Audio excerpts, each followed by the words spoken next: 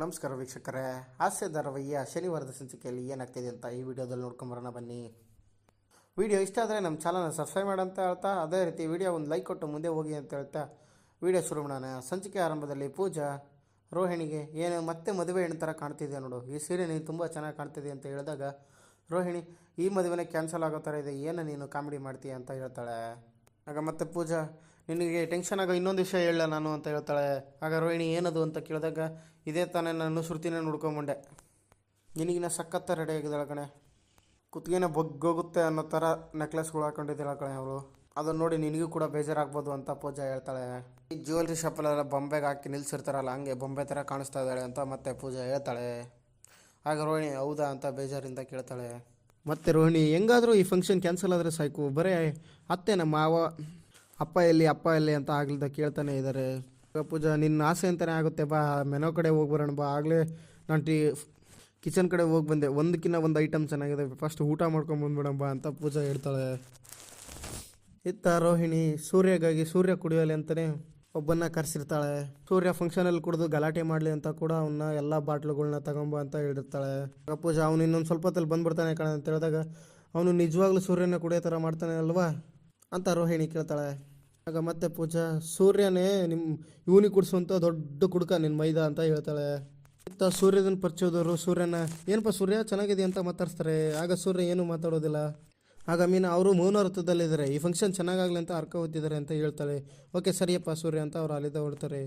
ಅವ್ರು ಅಲ್ಲಿಂದ ಹೋದ್ಮೇಲೆ ಸೂರ್ಯ ಏನೇ ನಾನು ನಿನಗೆ ಹೇಳಿದ್ನ ಮೌನ ವೃತ್ತದಲ್ಲಿದ್ದೀನಿ ಅಂತ, ನಾನು ಬಾಯಿ ಮುಚ್ಕೊಂಡು ಕುತ್ಕೊಂಡಿರೋದು ನಿನಗೆ ಖುಷಿ ಆಗ್ತಿದೆ ಅಲ್ವಾ ಅಂತ ಕೇಳ್ತಾನೆ.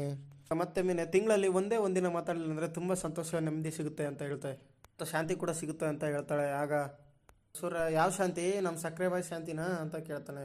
ಮತ್ತು ಸೂರ್ಯ ಪರ್ಮನೆಂಟಾಗಿ ಮಾತು ಬಿದ್ದುಬಿಟ್ರೆ ನಿಶ್ಚಿಂತೆಯಿಂದ ಇರ್ಬೋದೇನಂತ ಕೇಳಿದಾಗ ಮೀನಾ ನಿಮ್ಮಿಷ್ಟ ಹಂಗೂ ಮಾಡ್ಬೋದು ಅಂತ ಹೇಳ್ತಾಳೆ.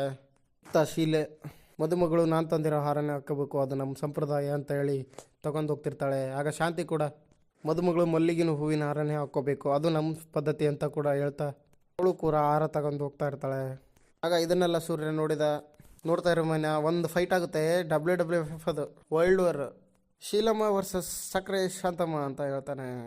ಮೀನು ಅವ್ರಾಕಿ ಜಗಳ ಆಡ್ತಾರೆ ಅಂತ ಕೇಳಿದಾಗ ಎರಡು ಜರೆ ಸೇರೋ ವಿಷಯದಲ್ಲಿ ಯಾವಾಗಲೂ ಜಗಳನೇ ಕಣೆ, ಇಬ್ಬರು ಒಂದೊಂದು ಹಾರ ಒಯ್ದಿದ್ದಾರೆ, ಈಗ ಯಾವ ಹಾರ ಅಂತ ಹಾಕೋಬೇಕು ಶ್ರುತಿ, ಇದೇ ಕಾರಣಕ್ಕೆ ಜಗಳ ಆಗುತ್ತೆ ನೋಡು ಅಂತ ಹೇಳ್ತಾನೆ. ಇತ್ತ ಶೀಲ ಶ್ರುತಿ ರೂಮ್ಗೆ ಹೋಗಿ ಶ್ರುತಿ ನೀನು ರೆಡಿಯಾಗಿಲ್ಲ ಅಂತ ಕೇಳಿದಾಗ ಶ್ರುತಿ ನೀನು ಫಸ್ಟು ರೋಹಿಣಮ್ಮ ಶಾಸ್ತ್ರ ಅಂತ ಹೇಳಿದಲ್ಲಮ್ಮ, ಹಂಗಾಗಿ ನಾನು ನನ್ನ ಫ್ರೆಂಡ್ಸ್ ಹತ್ರ ಸೆಲ್ಫಿ ತಗೋತಾ ಇದ್ದೆ ಅಂತ ಹೇಳ್ತಾಳೆ. ಮತ್ತು ಶೀಲ ತಗೋ ಅಮ್ಮ ಈ ಹಾರ ಹಾಕೋ ಅಂತ ಹೇಳಿದಾಗ ಅಮ್ಮ ಸ್ಟೇಜ್ ಮೇಲೆ ಹಾಕೋತೀನಿ, ಇಷ್ಟೆಲ್ಲ ಹಾಕ್ಕೊಂಡು ಈಗ ಇರಿಟೇಟ್ ಆಗ್ತಾಯಿದೆ ನನಗೆ ಅಂತ ಹೇಳ್ತಾಳೆ. ಇಲ್ಲ ಅಮ್ಮ ಈ ಹಾರ ಹಾಕ್ಕೊಂಡೆ ನೀನು ಸ್ಟೇಜ್ ಹತ್ತಬೇಕು ಅಂತ ಹೇಳ್ತಿರ್ಬೇಕಾದ್ರೆ ಅಲ್ಲಿಗೆ ಶಾಂತಿ ಬಂದು ಅಮ್ಮ ಶ್ರುತಿ ಅಂತ ಹೇಳ್ತಾಳೆ. ಶಾಂತಿಯಲ್ಲಿ ಬಂದು ಬಂಗಾರದ ಗೊಂಬೆ ಥರ ಕಾಣ್ತಾ ಇದೆಯಾ, ಎಷ್ಟು ಮುದ್ದ ಕಾಣ್ತಿದ್ದಾಳಲ್ವ ನನ್ನ ಸೊಸೆ, ತಗೊಳಮ್ಮ ಈ ಹಾರ ಹಾಕೋ ಅಂತ ಕೊಡೋಕೆ ಹೋಗ್ತಾಳೆ. ಆಗ ಶೀಲ ಬೀಗ್ರೆ ಶ್ರುತಿ ನಮ್ಮನೆ ಸಂಪ್ರದಾಯದ ಪ್ರಕಾರನೇ ಹಾಕೋಬೇಕು, ನಮ್ಮ ಹಾರನೂ ಹಾಕೋಬೇಕು ಅಂತ ಹೇಳ್ತಾಳೆ. ಶಾಂತಿ ಇದು ಹಾರನ, ಇದರಲ್ಲಿ ಹೂವೇ ಕಾಣ್ತಾ ಇಲ್ಲ, ಈ ಸಾಂಬಾರಲ್ಲಿ ಚಟ್ನಿ ಎಲ್ಲ ಹಾಕ್ಕೊಡೋಕೆ ಇರುತ್ತಲ್ಲ ಬಟ್ಲು ಆ ಥರ ಇದೆ, ಅದು ತಗೊಳ್ಳೋಣ ಶ್ರುತಿ, ಇದು ಮಲ್ಲಿಗೆ ಹೂವಿನ ಹಾರ ಇದನ್ನ ಹಾಕೋ ಅಂತ ಹೇಳ್ತಾಳೆ.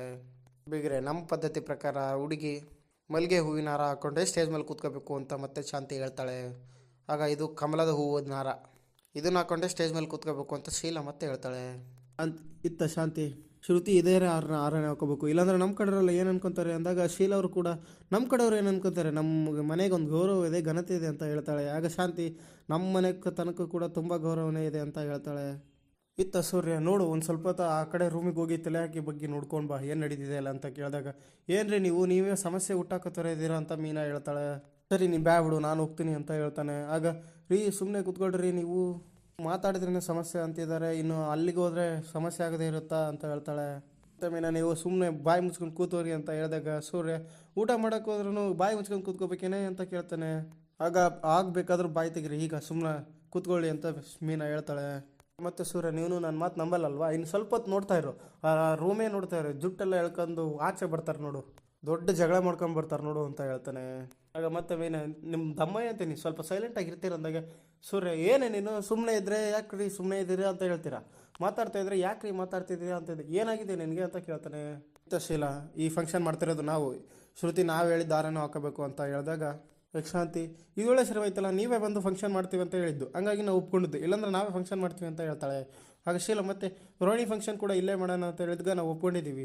ಈಗ ಹಾರ ಹಾಕೊಳ್ಳೋದು ವಿಚಾರದಲ್ಲಿ ನೀವು ಒಪ್ಕೋಬೇಕು ಅಂದಾಗ ಶಾಂತಿ ಇದು ನಮ್ಮ ಗೌರವದ ಪ್ರಶ್ನೆ ಆಗೋದಿಲ್ಲ ಅಂತ ಕೂಡ ಹೇಳ್ತಾಳೆ.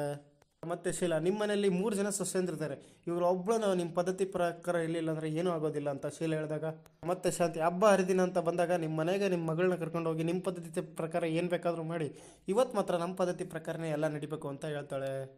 ಶೀಲಾ ನನ್ನ ಮಗಳು ನನ್ನ ಮಾತೆ ಕೇಳೋದು ಅಂತ ಹೇಳ್ತಿರ್ತಾಳೆ. ಆಗ ಶಾಂತಿ ಕೂಡ ನನ್ನ ಸೊಸೆ ನನ್ನ ಮಾತೆ ಕೇಳೋದು ಅಂತ ಹೇಳ್ತಿರ್ಬೇಕಾದ್ರೆ ಇಬ್ಬರನ್ನು ನೋಡ್ತಾ ಇದ್ದ ಶ್ರುತಿ ಸ್ಟಾಪ್ ಇಟ್, ಸುಮ್ಮನೆ ನಿಲ್ಲಿಸ್ತೀರಾ ಹೆಂಗೋ ಅಂತ ಜೋರಾಗಿ ಕೂಗ್ತಾಳೆ. ಏನಿಬ್ರು ನೀವು ನನ್ನ ಮುಂದೆ ಇಟ್ಟು ನಿಮಗೆ ಬಾಯಿ ಬಂದಂಗೆ ಮಾತಾಡ್ತಾ ಇದ್ದೀರಲ್ಲ, ನನಗೆ ಯಾವ್ದು ಇಷ್ಟ ಆಗೋದು ಅದನ್ನ ಹಾಕೊಳ್ಳೋದು ಅಂತ ಹೇಳ್ತಾಳೆ. ಇತ್ತ ಶ್ರುತಿ ಅಮ್ಮ ಹಾರ ಕೊಡಿ ಇಲ್ಲಿ ಅಂತ ಹೇಳಿ ಆ ಹಾರನ ಕೊಳ್ಳಿಗೆ ಹಾಕೊಂತಾಳೆ.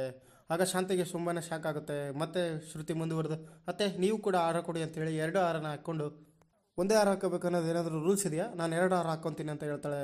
ಈ ಕಿತ್ತಾಟ ಎಲ್ಲ ಇಲ್ಲಿ ಬಿಟ್ಬಿಡಿ, ಫ್ರೆಂಡ್ಸ್ ಆಗಿ ಇಬ್ರು ಶೇಖಂಡ್ ಮಾಡಿ ಇಬ್ರು ಅಂತ ಹೇಳ್ತಾಳೆ. ಶಾಂತಿ ನೋಡಿದ್ರಾ ನಮ್ಮ ಸೊಸೆ ಎಷ್ಟು ಬುದ್ಧಿವಂತ ಅಂತ, ಇಬ್ಬರ ಮನಸ್ಸಿಗೂ ನೋವಾಗದೆ ಇರೋ ಥರ ನೋಡ್ಕೊಂಡ್ಲು ಅಂತ ಹೇಳ್ತಾಳೆ. ಇತ್ತ ಸೂರ್ಯ ಮುಂದೆ ಕುಂತಿರೋ ರಂಗತ್ನವರ ಅಪ್ಪೋ ಬಾಯಿಲಿ ಅಂತ ಕರಿತಾನೆ. ಆಗ ರಂಗನಾಥ್ ಅವರಲ್ಲಿ ಬಂದು ಏನೋ ಇಷ್ಟ ತನಕ ಗಂಭೀರವಾಗಿ ಕೂತ್ಕೊಂತಿರ್ತಿದ್ರೆ ಮತ್ತೆ ಏನೋ ನಿಂದು ಗೋಳು ಅಂತ ಕೇಳಿದಾಗ ಸೂರ್ಯ ಅಪ್ಪೋ ಈಗ ಸೊಂಪ ಪುಡಿ ಬರ್ತಾಳೆ ನೋಡು ಅಂದಾಗ ರಂಗನಾಥ್ ಅವರು ಹಾಗೆಲ್ಲ ಕರಿಬಾರ್ದು, ಅವಳ ಹೆಸರು ಶ್ರುತಿ, ಹೆಸರಿಟ್ಟೆ ಕರಿ ಅಂತ ಹೇಳ್ತಾನೆ. ಆಗ ಮತ್ತೆ ಸೂರ್ಯ ಈಗ ಕಮಲದ ಹೂವು ಮತ್ತು ಮಲ್ಲಿಗೆ ಹೂವು ದೊಡ್ಡ ಜಗಳ ಆಗುತ್ತೆ ನೋಡು ಅಂತ ಕೇಳ್ತಾನೆ. ಆಗ ರಂಗನಾಥ್ ಅವರು ಏನು ಹೇಳ್ತಿದ್ದಾರೆ ಇವನು ಅಂತ ಮೀನು ಕೇಳಿದಾಗ ಅವ್ರು ತುಂಬನೇ ಸಮಸ್ಯೆ ಮಾಡ್ತಾ ಇದ್ದಾರೆ ಬಿಡಿ ಮಾವ ಅಂತ ಹೇಳ್ತಾಳೆ. ಸೂರ್ಯ ತಮಾಷೆನಿಲ್ಲ ಎಂಥದ್ದು ಇಲ್ಲ, ಇದು ಸೀರಿಯಸ್ ಆಗುತ್ತೆ ನೋಡಿ ಈಗ ಅಂತ ಹೇಳ್ತಾನೆ. ಆಗ ಸೂರ್ಯ ಶ್ರುತಿ ಹೊರಗಡೆ ಬರೋದನ್ನು ನೋಡಿ ಅಪ್ಪ ಏನಿದು ಈ ಹುಡುಗಿ 2 ಹಾರ ಹಾಕೊಂಬಂದ್ಬಿಟ್ಟಿದ್ದಾಳೆ ಅಂತ ಕೇಳಿದಾಗ ಅದ್ರಲ್ಲಿ ತಪ್ಪೇನಿದೆ ಅಂತ ರಂಗನಾಥ್ ಹೊರಡಿ ನೋಡೋಕೆ ಒಳ್ಳೆ ಮಹಾಲಕ್ಷ್ಮಿ ಥರ ಕಾಣ್ತಾ ಇದ್ದಾಳೆ ಅಂತ ಹೇಳ್ತಾಳೆ. ಆಗ ಸೂರ್ಯ ಜಗಳ ಆಡೋದಂತ 2 ಹಾರ ಹಾಕೊಂಬಂದಿರೋದು ಮಹಾಲಕ್ಷ್ಮಿ ಇಲ್ಲ ಅಂತ ಹೇಳ್ತಾನೆ. ಆಗ ಮೀನಾ ಸ್ವಲ್ಪ ಸುಮ್ಮನೆ ಇರ್ತೀರಾ, ಶ್ರುತಿ ತುಂಬಾ ಬುದ್ಧಿವಂತೆ, ಯಾರ ಮನಸ್ಸಿಗೂ ಬೇಜಾರಾಗಬಾರ್ದು ಅಂತ ಈ ರೀತಿ ಮಾಡಿದ್ದಾಳೆ ಅಷ್ಟೇ ಅಂತ ಹೇಳ್ತಾನೆ.